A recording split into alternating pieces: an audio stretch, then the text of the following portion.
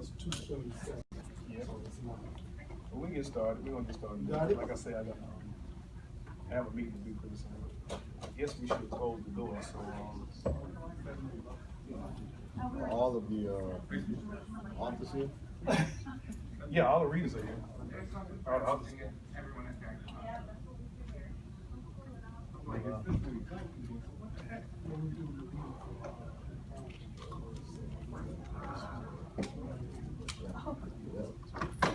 Should leave one open so people go. Yeah, we leave one open, man. Leave one open, and you know that way we'll. This one's better?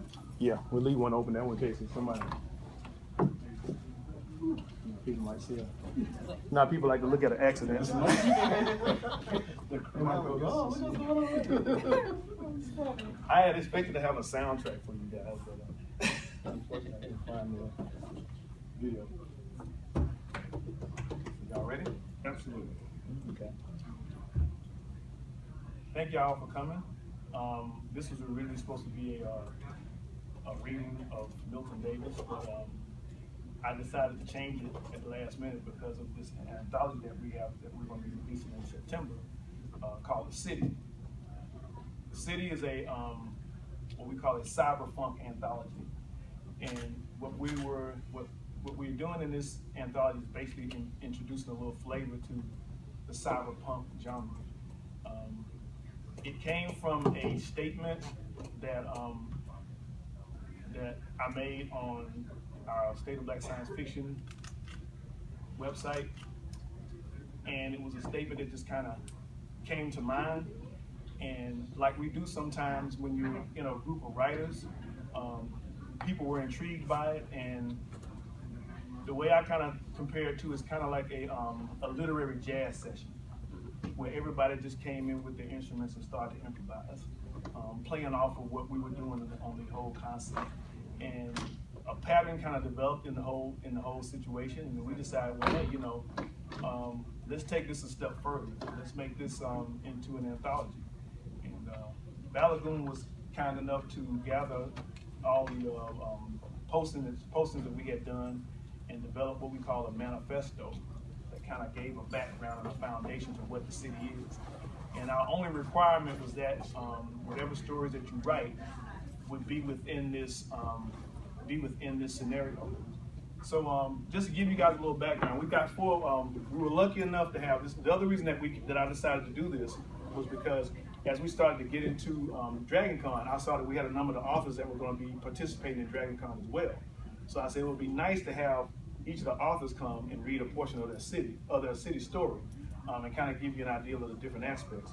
So to give you some background on what the city is, I was going to read a little bit of the manifesto from it, the first part, so to give you an idea of what we're working with. Okay, what is the city? The city is a massive, highly intelligent, sentient organism inhabiting a large asteroid. This asteroid is positioned near an intergalactic travel route. For millennia, the organism uses the asteroid's gravity to intercept ships from various planets and galaxies, assimilating the survivors of those ships and wiping their memories clean of their past lives, giving them new jobs, families, acquaintances, and experiences. The organism uses this assimilated information and the memories of those assimilated to build and develop the city and its environment. The first creature to be captured and assimilated was a Nigerian space vessel, the first to achieve intergalactic travel during the Great Race by the major countries of the planet of Earth, to be the first to venture outside the Milky Way galaxy. This is why there is a vast number of human citizens in the city in general, and specifically the reason why the vast majority of those humans are of African descent. Since the asteroid has reached maximum habitation capacity, the organism has gone semi-dormant. Another major aspect of the city is a chemical that we call ooze. And ooze is a diagnostic narcotic, meaning that it has the ability to analyze the psychological and physiological conditions of the consumer and provide the necessary components to bring the conditions into equilibrium. Unlike most narcotics, an individual cannot overdose on ooze. It is also the only narcotic approved by the city. The concentrated form of ooze can be used to produce purge, an illegal substance that used to damage the brain. When the citizen of a city says his or her brain is damaged, they mean that their tail has been removed. That's T-E-L-L. We'll talk about tail in a minute. Ooze is cut with pure water before it is made available to the public. it is legally taken in liquid and capsule form only. Anyone mainlining ooze, taking it intravenously, which purges the user, is subject to summary capital punishment. Purging refers to any permanent removal of the tail. This is most commonly done through taking purge or through mainlining.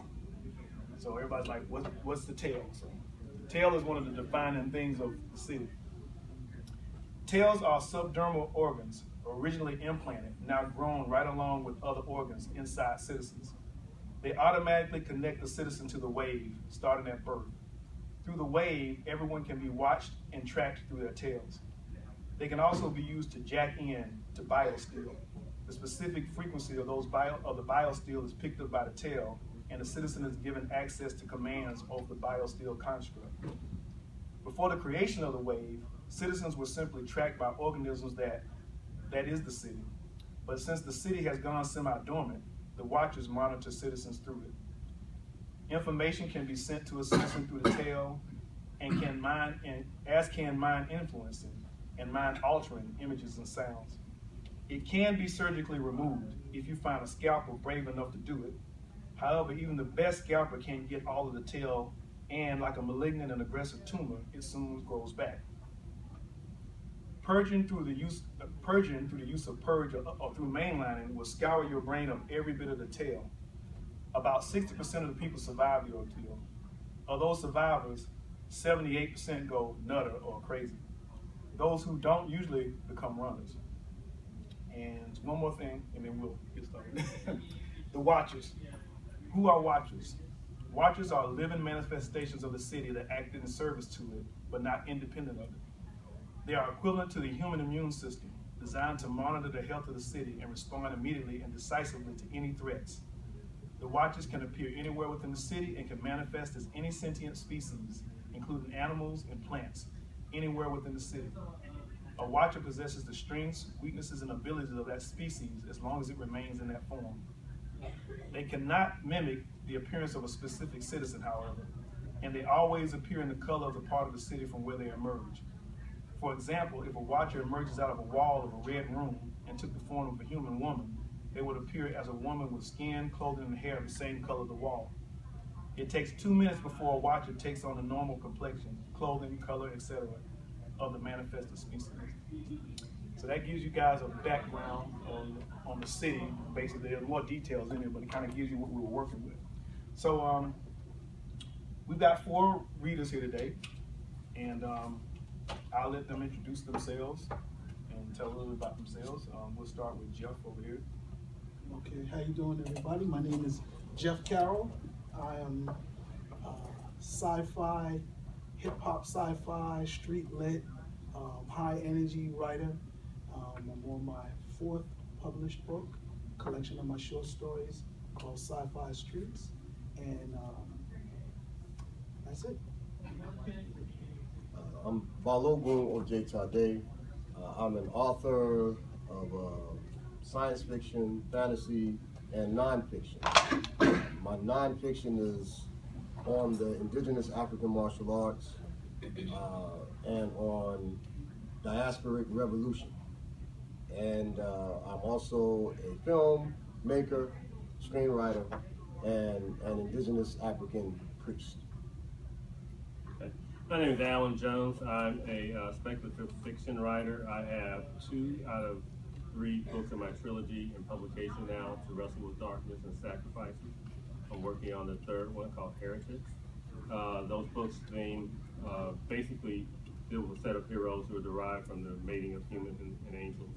And a lot of philosophy is kind of my strong point in my books, I think. And the writing, I hope, too.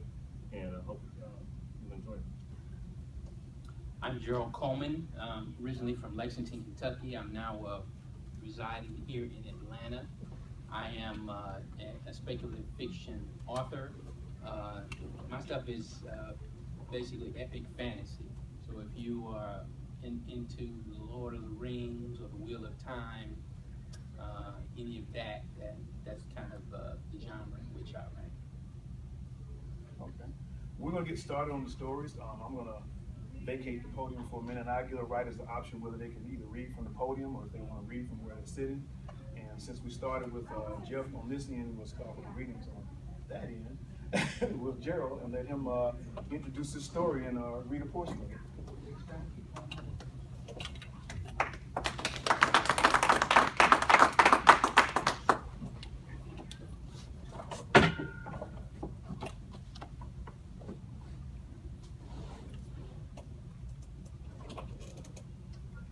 I was really fascinated with the kind of egalitarian nature of how this project evolved. Milton talked about it to some extent, but for a number of weeks on the State of Black Science Fiction page, you would look on there and there would be this picture that someone had found of a sci-fi character, and then there would be this 3 or 4 paragraphs, you know, and you would read it, and it was, like Milton said, people were taking this notion of the city and really kind of playing with it. And I read about 3 or 4, and I said, wait a minute, let me get me some of this. You know, so I went and found me a picture and kind of, you know, free wrote a bit, which is kind of what most of us were doing. We were really just kind of free writing off the top of our heads. And then not long after that, it was like, man, let's make this a reality, you know? And Milton started about, and Balagoon started about the hard work of kind of putting the framework together to bring us in. And it's been really interesting to see what people were able to come up with based on this kind of singular theme, but then everybody kind of putting their own spin on it. So I'm just going to read a little bit of the excerpt from my story. It's called Hunter's First Rule.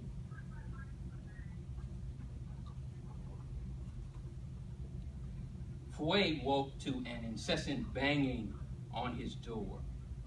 It made his head hurt. Whoever it was clearly didn't know him.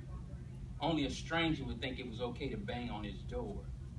A quick look at his chronometer confirmed it. His familiars, you didn't really have friends in the city, would know better than to wake him before 5 Zulu time. As he rolled out of bed, Fouet corrected himself. You could have friends in the city. It was just incredibly difficult. You see, if friends were anything, they were the people you trusted, people you could rely on. But the city was all angles and hard edges. It was utterly unforgiving, and it was always watching. It wasn't the kind of place that lent itself to friendship, not real friendship anyway. Show the city that you cared about something or someone, and you gave it a handle to grab onto, a pressure point. And believe me, the city knew how to grab hold. It would press until you screamed to be put out of your misery. Fouet had seen it. It wasn't pretty. He did not turn on the lights. Fouet wanted to keep his night sight.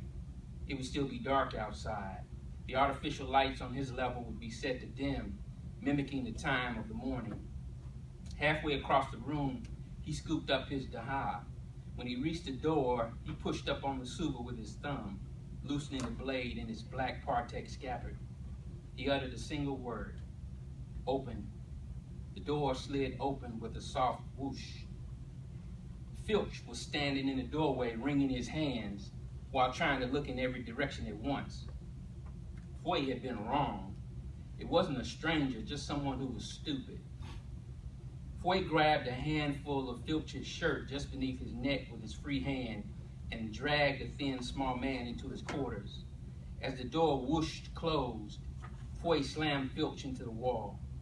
I'm going to assume you have lost your mind or taken too much glitch, because it's barely 5 Zulu and you're pounding on my door like your life doesn't mean anything to you. He jostled Filch back and forth roughly to drive home the point. I suggest you give me a reason not to beat you about the head and neck before dumping you down the red chute, and be quick about it. It took Fouet a moment to realize that Filch had been trying to speak the whole time. His hand around the man's neck prevented him from getting a word out. Fouet released him. As Filch's feet hit the carpet, Fouet also realized he'd been holding the man a foot off the floor. It served the fool right for banging on his door this early in the morning. He took a step back while the man caught his breath. He did not put down his blade or relax. Hunter's third rule: never drop your guard. When Filch caught his breath, he started talking almost faster than Fouet could follow. It had happened the night before, down in the nines, across from the platforms. Some retcons from the sub snatched Azura off the street. Filch tried to help, but they took her and disappeared. He looked all over the Baz ward for Fouet, but couldn't find him. So he asked around until he found someone who could tell him where Fouet lived, so he could come and tell him. Fouet shoved his Daha blade home in its zodiac with a click. Fouet tried to tell Azura about the city, but she was too trusting. It had always been that way, ever since he met her at the drill down by the platforms. He couldn't believe she was there by herself. Something deep inside him told him this day was coming, but he always thought, nah, that's just my own cynicism talking. But he knew the city. There was nothing soft about it. Sure, people talked about the lush, but that was a pipe dream. The city was always watching, and man, it was patient. The moment you slipped, it was there, not to catch you, but to devour you like it had not eaten in weeks. You should have known falling for someone was stupid. You just didn't do that, not in the city. Once you showed the city a hint of weakness, you could be sure of one thing: it was coming for you. So here was Filch glitching in his quarters like a hot fiend 12 days gone, giving Fouet the big bag. They took her last night. They snatched her right off the street. They had an enormous head start. He could have killed Filch for taking so long to get the word to him. It had taken entirely too long. But he stood there, fighting with himself. He should just throw Filch out of his quarters head first and go back to bed. It was stupid to think you could take something back from the city. It just wasn't done. When the city took something, it was for keeps. Whether your pockets were empty or you had enough credits to live in the hub, it did not matter. You could be a magistrate or strung out on glitch. The city didn't care. The city did not give, but it did, the city did not give, but it did take away. What it took, you never saw again. Filch bounced when Fouet threw him out of his quarters. He cleaned up quickly and had on the sensor next to his closet, opened the door without a sound. His meg suit hung there on its steel trellis. It was black quantum mesh. It took him 5 jobs to save up enough credits for it. The mesh was soft and pliable as cloth, but nearly as effective as heavy plate armor. He liked the cross-weave pattern, too. A minute was all it took for him to slip into it. His black calf-high boots were still next to his oversized leather chair. Fouet sat so he could pull them on. With one boot on, he stopped. Filch had smelled peculiar. The nascent half-formed scent lingered in the front room. It was long faded, which made it nearly impossible to identify. It was like trying to remember a name that you knew but couldn't quite put your finger on. Fouet breathed it in again and grimaced. It escaped him. Shaking his head, he pulled on his other boot. Finally, he grabbed his black tech-weave coat. After zipping up the high collar to the top of his neck, he clipped the oval steel buckle of his black leather belt in place at his waist. He slid his Daha behind his belt on his left hip. He also clipped a long knife, a sleek hand razor, and 3 utility cases onto it. Sliding his rifle strap over his shoulder, Fouet left his quarters with 2 rested thoughts in the back of his mind. He would deal with them when the time was right. He took the gravel lift to the ground level in silence. The city did not give back what it took, but that was the entire reason hunters existed. It was how Fouet made his living. His mother had been a former assassin turned hunter. She had taught him the trade. His left hand absently caressed the hilt of the Daha hanging at his waist. The blade had been hers. Solange True taught him the rules and trade. She versed him in turning the wave and the tail to his advantage.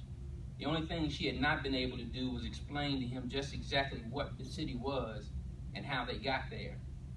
She lived to see him become a hunter with a rep of his own. It had made her happy. If you could find someone with the right skills and the will to use them, sometimes, a very rare sometimes, you could get back what the city had taken. You found yourself a hunter, and you paid them. Foy had retrieved experimental biochips, contraband firearms, and a kidnapped family member or two. Today it was going to be the woman he had begun having feelings for, because even though the city took her, he was going to get her back. Hunter's ninth rule echoed in his mind, in his mother's voice, as Foy exited the building. Start at the beginning. He unlocked the door to his stall on the northern side of the building. Climbing onto his jump bike, he hit the start button. It came to life with a clean, rumbling hum before rising a few feet off the ground. He checked to be sure he had a full charge before pulling out onto the Ave. Foy didn't even bother to look back to make sure the stall door closed. His mind was focused on the task at hand. If he was going to get Azura back alive, he had to be fast and precise.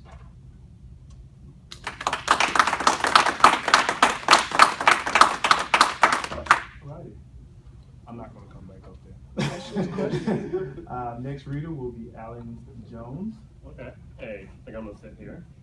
That's okay. The name of my short story is The City Mole. Okay. The singing. I remember the singing most of all. The first of the month was next week, and once again, all I would be able to say was, I ain't got it. But I knew that my landlady couldn't wait for me to slip up so that she could put my black butt out on the street. And I, for one, more than anyone I knew, surely didn't need to see any deputies at my door. I knew I shouldn't have messed with the landlady, but it was late. I had a couple of brews, and well, you know. Anyway, I found myself needing a payday with a quickness, so I decided to check out the city want ads. Here's what I found. Wanted, food tasters, 40 credits a week. For some cartel boss, most likely. Nah, that's a sucker's bet for folks living on the street. I wasn't that desperate. Not yet, anyway. Next was wanted. Research subjects for exciting new human enhancement drugs. Must sign waiver, 200 credits. Yeah, right. Like I need an extra eye or run the risk of something turning green on my body and falling off. No, thank you. The next one was wanted. Mole removal, 5,000 credits.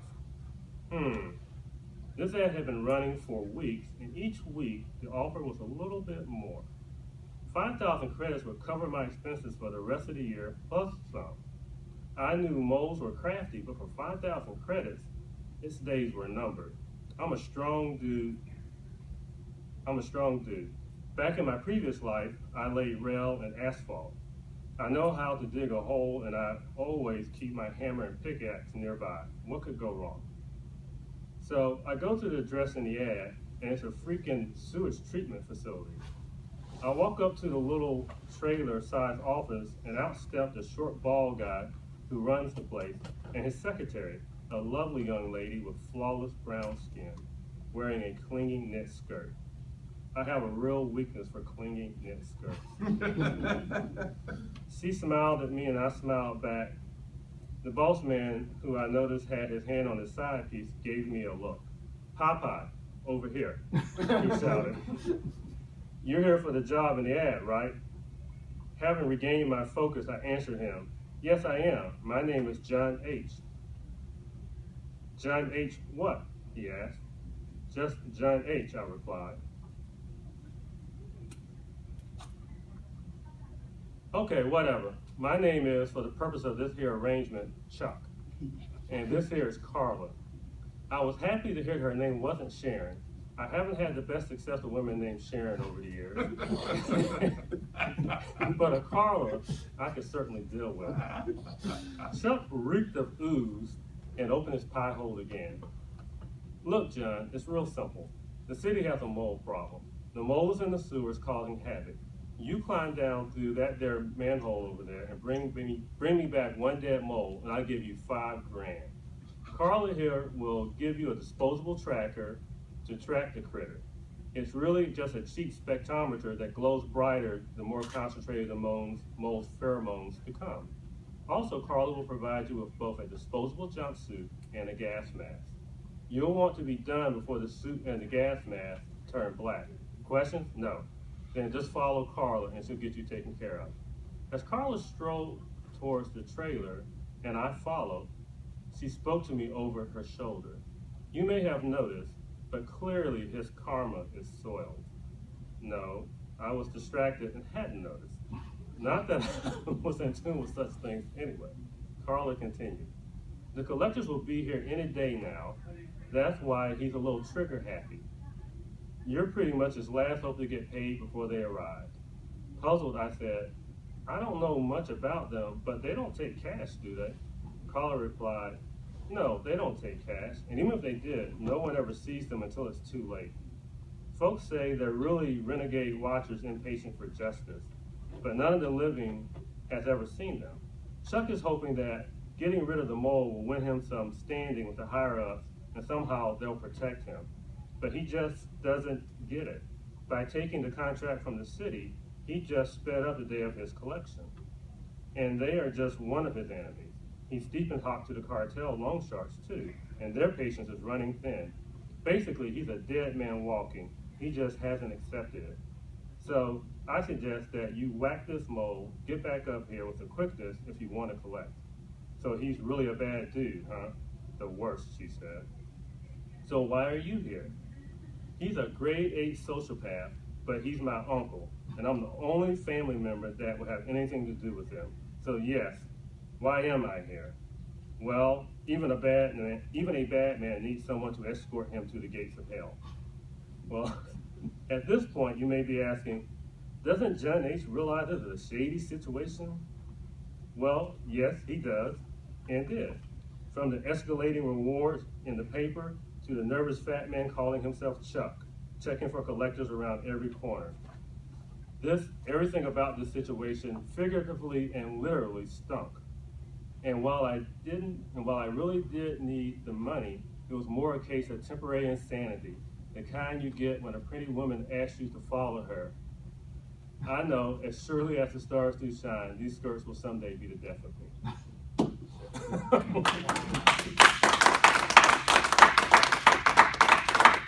Thank you.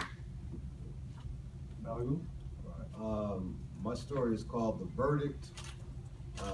This character, Cheese, is a witness who is in witness protection. And someone has come to visit him. Knock on the door, show your face in the monitor, don't smile, don't frown, look bored. The door opened. Cullen stood in the doorway smiling. What's up, he said. Smile, force it. Nothing much. I have to talk to Cheese. I'm going to kill you. This late? Cullen asked. What, did I disturb your beauty sleep? Cullen laughed. He's waving me through. Good. Damn, Cheo is here too. What's up, Cheo? Cheo grunted, throwing his hand in the air. He then went back to watching Ninja Boards, his favorite M-Screen series. He isn't paying attention. Good. Through there? Cullen nodded. Walk to Cheese's room, go through the open door, shut it behind me.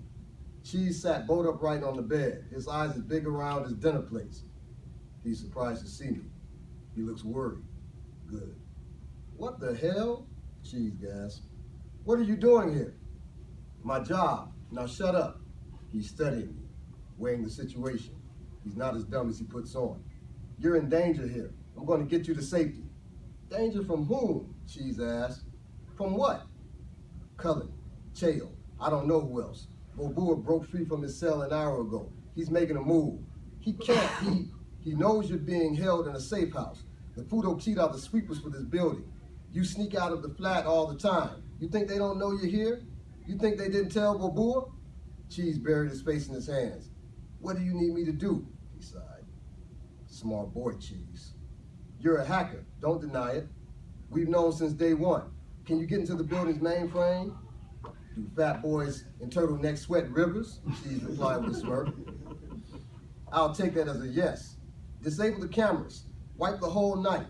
The less these guys know about how and when you escape, the better. Cheese went to work, his fingers dancing upon the keys in his bed's headboard. After a few minutes, he leaned back on the bed and smiled smugly. It's done, he said, easy as pie. I've got him now, arrogant fool. Follow me. Cullen stuffing his face with pizza. Cheo's still on that, into that dumbass show. Cheo's going bald. The track lights reflect off his scalp. I'll aim for that shiny spot. This city slicker mini machine gun barely has any recoil. Cheo's head exploded, peppering the walls, floor and M screen with flecks of gray, pink, and red. Cullen yanked his Zentech beast from his shoulder holster and pointed the big pistol at the attacker. Drop it now. Ah, Cullen, so predictable, so old. The city really needs younger detectives. Oh well, time to die, Cullen.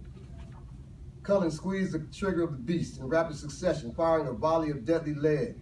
Damn it, you shot me. But shot me again. Quicker than I thought. Hurts. Hurts bad. Gotta stay on feet. Advance. Cullen's jaw fell slack. Impossible. A gaping hole erupted in Cullen's chest as several bullets from the attacker's gun met their mark. Holy shit, you killed them, Cheese cried. No kidding, Captain Obvious. Now come on. Cheese trotted across the room, hot on the killer's heels. Shut the door behind you, the killer commanded. Cheese grabbed the door's handle and gave it a tug. The door closed with a soft click. Cheese is getting used to following orders. He wants to survive. Good. The killer sprinted down the hall with Cheese huffing and puffing, close behind him. The killer stopped at the end of the hall and pointed toward a round steel door in the wall. Get in. No, Cheese shouted. You know what that is? Keep your voice down. Yeah, I know what it is. It's a garbage chute. People throw their garbage down to the disintegrator where the energy from the disintegrated trash is used to power the building. I had it turned off, so you'll land safely in the garage. Someone will meet you down there. Cheese smiled and climbed into the chute. Hey, thanks, Cheese.